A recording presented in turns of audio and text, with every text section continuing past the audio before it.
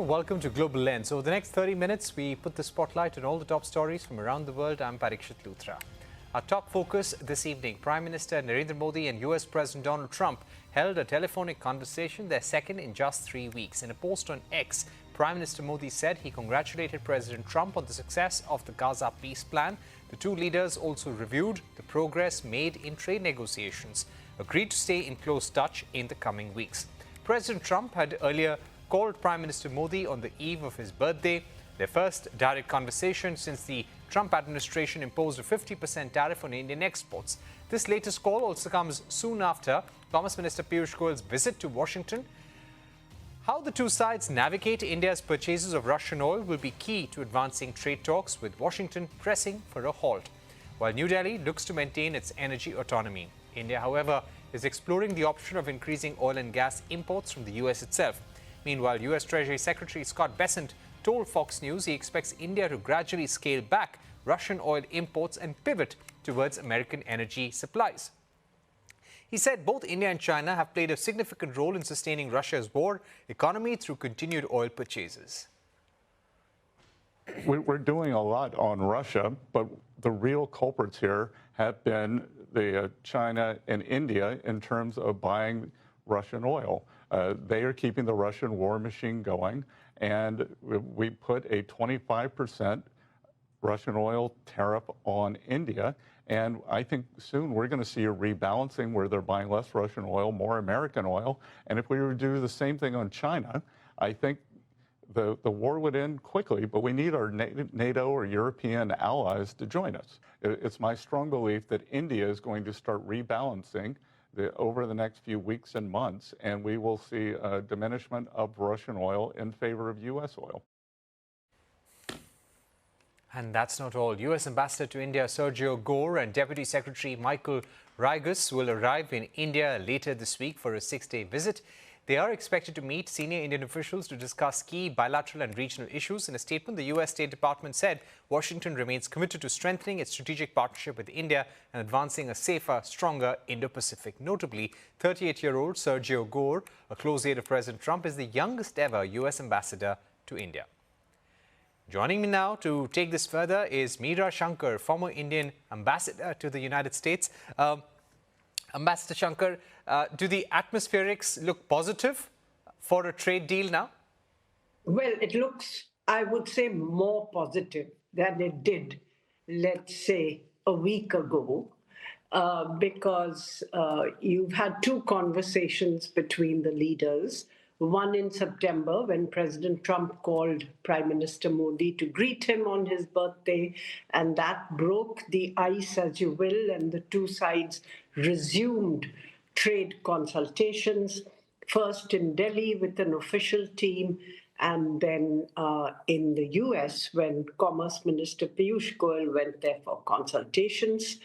After that, you've had this conversation between Prime Minister Modi and President Trump, in which he has congratulated President Trump for the Gaza peace deal, and also said that the two sides, the two leaders will be in close touch, and that there had been progress in the trade negotiations, which they will monitor.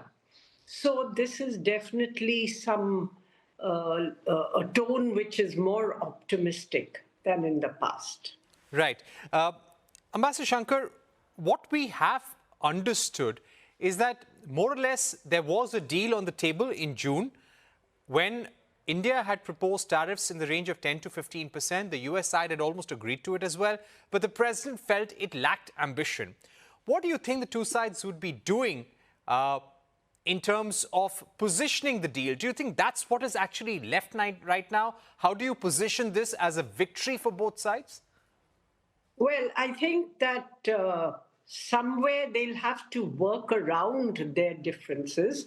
For instance, on oil purchases, India may not halt purchases from Russia, but balance it by buying more oil and gas from the US.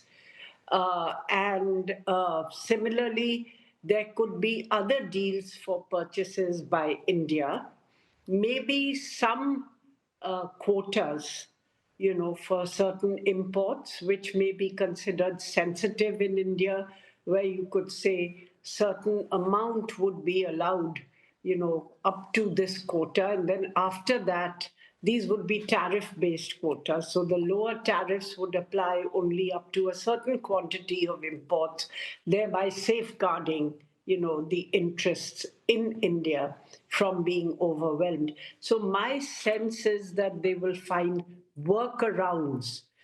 They may not address some of these issues directly because I think it would be politically difficult, particularly on the Indian side. But, for President Trump, he has been fairly forthright in many of his about turns, let me say, on many issues. And the fact that, India and the Indian Prime Minister has commended his efforts in Gaza, and we support the peace plan. You've seen the latest statement, joint statement with the Prime Minister of the UK, where we have expressed our support for it and that we would like to work towards a durable ceasefire, an immediate and durable ceasefire, commencement of humanitarian assistance, and withdrawal of Israeli forces, and eventually a peaceful resolution, where there could be a two-state solution with a secure Israel and a viable Palestinian entity. So I think that the fact that the convergence, at least in West Asia, Absolutely. overrides, I think, many areas of dissonance. Right. So clearly, Prime Minister Modi and India trying to give credit to Donald Trump for resolving tensions in the Middle East. What I would also like to ask you, what is the victory that we can give to Donald Trump? We've seen that with Japan, with Europe, with South Korea. All these nations, while striking deals with the US, somehow made announcements to the tune of billions and billions of dollars. Some of these deals are not on paper currently. But what can India do to give Donald Trump that victory? Well, as I said, we would probably end up buying more from the US in a number of fields. We would lower tariffs, especially on manufactured goods and high-tech goods. And we probably will also look at stepping up Indian investment. So there's a range of things because obviously the trade talks were progressing and making some way towards finding a consensus because both sides were quite optimistic. And then, of course, the presidential approval was withheld. So it's not as though nothing had been worked out before that. The big area of the two areas where there was disagreement, one was agriculture and the other was India's purchases of Russian oil. And I think, as I said, both countries will have to work their way around these issues. All right. Thank you very much, Ambassador Meera Shankar, for joining us with that very important perspective. All eyes right now, also on the ASEAN summit. And if Prime Minister Modi ends up going there, Donald Trump, of course, is going. But in case there is a meeting between the two leaders, we can expect some progress and some positive announcement on the trade deal if that happens. Thanks once again for being with us. Also on the show with me